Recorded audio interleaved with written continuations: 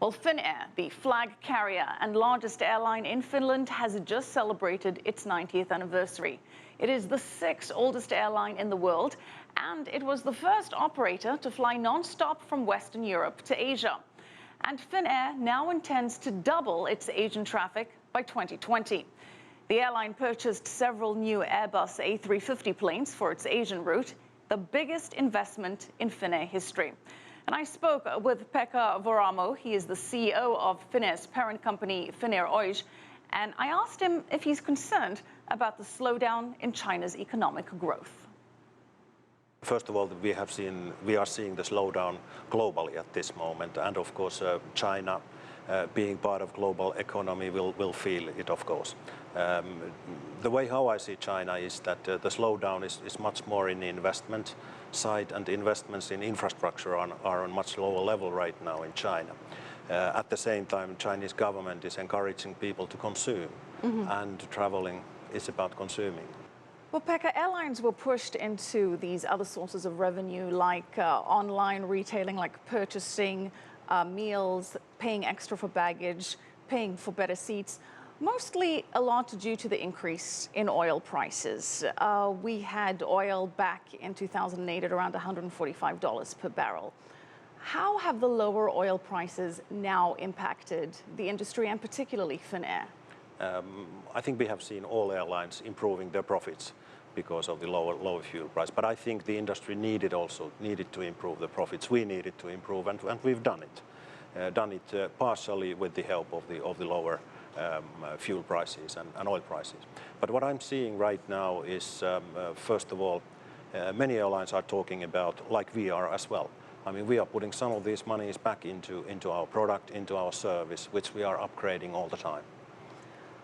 Oil was at $145 in 2008, and at that time the airline industry used that as an opportunity to increase costs. It was at around $116 as recently as 2014. Now it's hovering around $35. So a huge decrease in oil prices and therefore fuel prices. And a lot of people are complaining that these costs have not been passed down to the consumer overall in the industry at large. What do you say to that? The flight tickets, they are sold in global auction. It's probably the most perfect market that exists, and it's the markets that are deciding and defining what the price levels are. That is happening in everyday's world, where people, the consumers, they will see it when they purchase their tickets. They will see what the prices are. If it's a busy time, the markets will drive up the prices. If the day is not that busy flying day, the prices will be low. So that's where the pricing comes. It's not a cost plus, it's a market-driven pricing. I understand, and there is tremendous competition in terms of where you're able to purchase your tickets.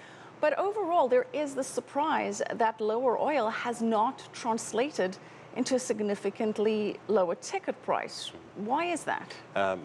Partially also, I mean, airlines are hedging the fuel. We are hedging the fuel, which means that we get the benefits of lower fuel price later. Then, as a European airline, oil is bought in US dollars, and at the same time, US dollar has appreciated very strongly against euro. So we are not seeing that dramatic drop in terms of euro, and a lot of our revenues are euro-based. So you do not anticipate this ever really trickling down to the consumer in any tangible terms?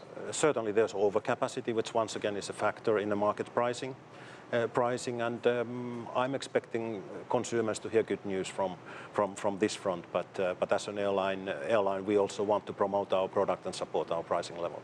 In terms of where the airline industry as a whole stands with regards to carbon emissions, there needs to be an agreement on global standards. The International Civil Aviation Organization meeting in September to try and agree on a market-based mechanism of capping emissions.